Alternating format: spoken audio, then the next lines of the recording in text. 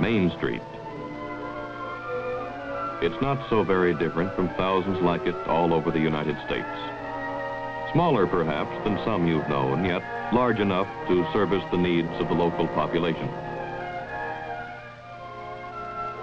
It has a modern drugstore where you can find hundreds of items from aspirin and razor blades to Cokes and chocolate sundaes.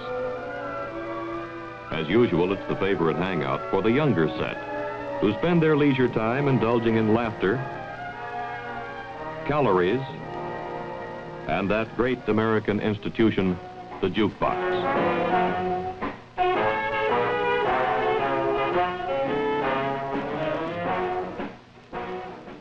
There's a department store.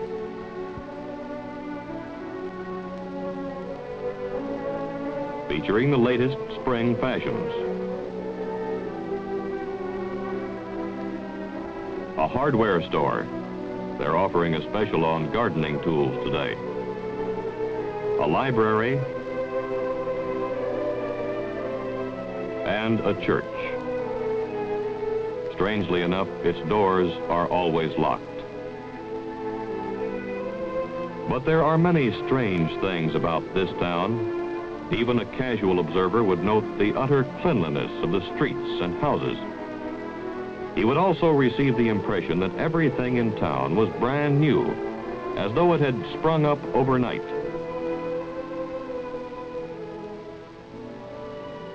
A closer examination of the inhabitants would reveal that all of them seemed to be in their early 20s.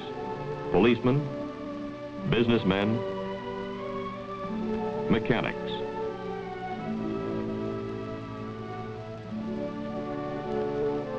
Even more unusual is the absence of older people and children. No matter where you look, there aren't any children.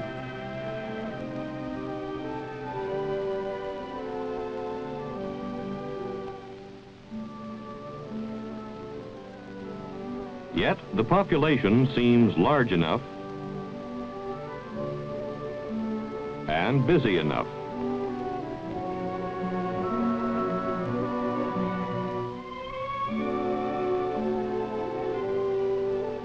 Most of the activity seems to center around the campus of a small college that is located in the center of town. As a matter of fact, the town is merely an extension of these classrooms. This is no ordinary school. The students here have been handpicked from thousands of applicants all over the country. Although they may come from different walks of life, certain characteristics are common to all. They are brilliant and determined. We turn now to the subject of motor travel in the United States of America. You will find that as you drive from city to city, that few Americans any longer use the centralized hotels which have been a part of their past.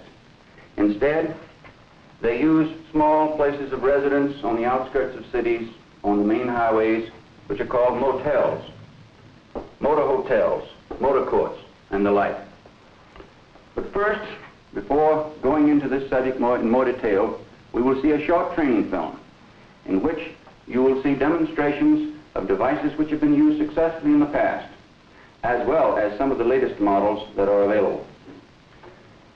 Pay close attention.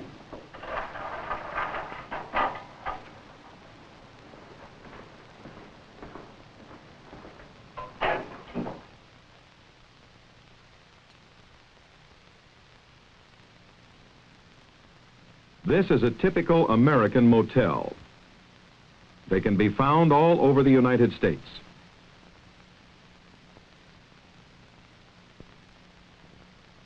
Since most Americans use automobiles as their basic mode of transportation, motels have become very popular. Because of the luxurious facilities that most motels offer, even those who travel by rail or air seem to prefer them to the ordinary hotels that are found near transportation terminals. As you can see, the interior of this room offers many opportunities for the use of surreptitious listening devices. A few years ago, The only devices available to us were tiny microphones, which could be installed behind the walls or under the floors. However, the installation of these microphones took time, and the accompanying wire made them susceptible to discovery. Today, we are no longer faced with that problem. To the unpracticed eye, there is nothing suspicious about this room. Nevertheless, these men are, for all practical purposes, speaking directly into a microphone. As part of the decor, most motel rooms display inexpensive lithographs enclosed in a simple frame. This one, however, is used to camouflage one of the simplest devices available.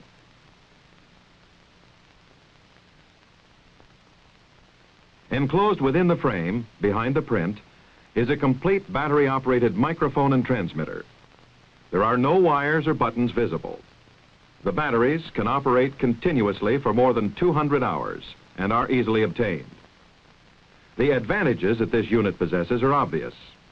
A new picture can simply be exchanged with one already in the room, or if time permits, the existing picture can be utilized by inserting the transmitter kit into the frame. 3/4 of an inch is the minimum thickness of frame that is required for installation. Reception is usually excellent, no matter where the voices are located in the room. On that production figure for DC, I have the estimated daily production of 3. What do you show unit cost at? The estimated unit cost Second one down. is $5,245. Not only can a conversation be plainly heard, but a permanent record made, one that can be used for future reference, simply by using this small tape recorder in conjunction with the rest of the equipment. The listener doesn't have to be close to the transmitter. He can be a block away, sometimes up to 1/4 of a mile away, if conditions are just right. A passerby would notice nothing out of the ordinary here. Just a motorist checking his route on a road map. Appearances can deceive. That hearing aid in his ear is actually wired to a tiny receiver, which allows him to hear what is being said in the motel room. I think they should. I don't see any reason. A permanent record of the conversation can be made under these circumstances just as easily as if he were hidden from view.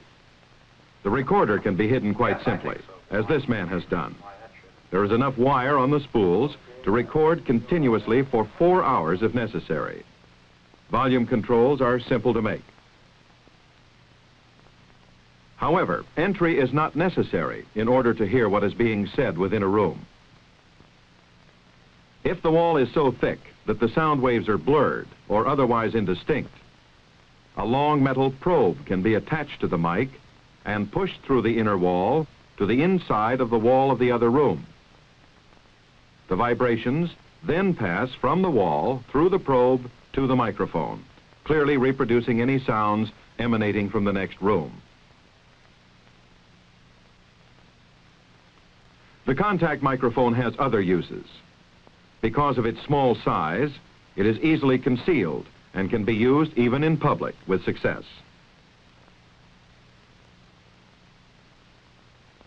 It is a simple matter to lean against a telephone booth without attracting attention. The microphone is simply carried in a coat or trouser pocket and pressed against the glass. The conversation can be heard clearly by the listener. The microphone is used in conjunction with a receiver that may be located either on the body of the carrier or positioned some distance away. These are only a few of the devices that are available. Let's look at them again. The picture frame transmitter. It can transmit all the sounds in an average room as far as 1/4 of a mile under optimum conditions. The contact microphone with different sized probes. It may be used with or without the probes and will faithfully reproduce all the sounds within an average room. Wristwatch mic. It will pick up a voice clearly up to a distance of 12 feet.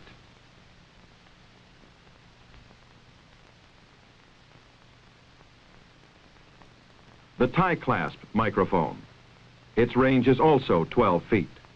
These small microphones will reproduce all sounds in an average-sized room.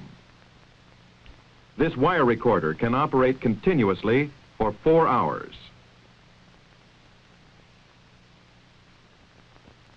The small tape recorder, which can fit into a shirt pocket, can record continuously for 1 hour. These are some of the tools of your trade, weapons of democracy. Learn them well.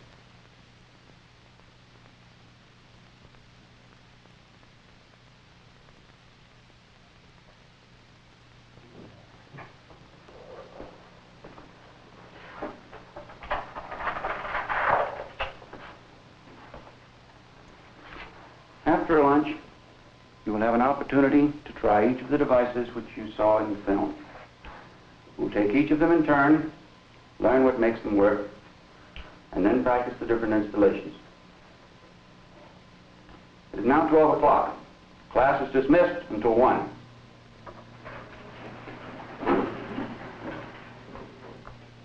No, this is no ordinary college. The curriculum offers conventional courses in American history, geography and chemistry, plus some in photographic techniques, electronics, encrypting and decoding, and lab courses in the use of explosives.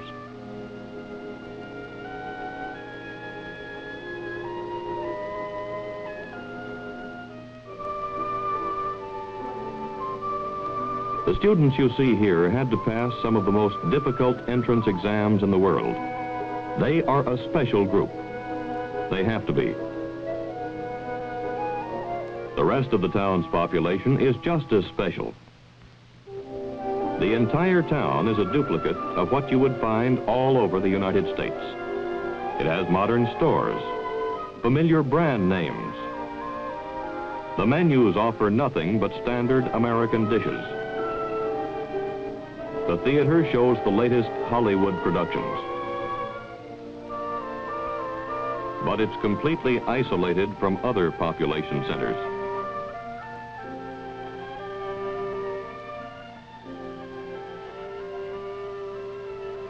And entirely surrounded by barbed wire and armed guards.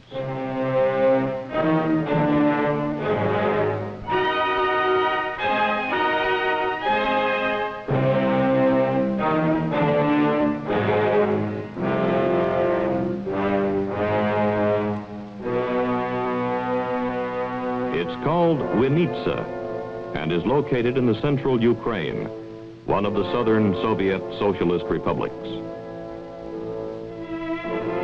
The entire town is a huge school designed to train Soviet youth how to live, think, and react like their American counterparts. They drive American cars and obey American traffic regulations. They follow the latest news of America, from sports to Hollywood scandals.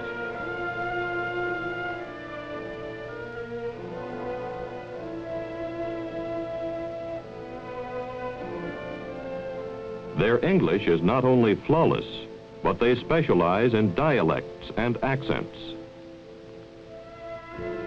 All of the inhabitants in town are instructors. They coach the students how to conduct themselves. They're even taught how to buy like an American.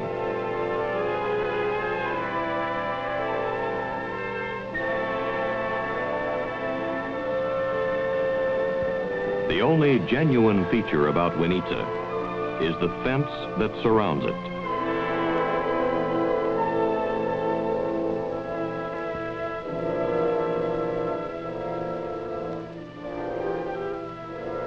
Winitsa, School for Spies, Small Town, USSR.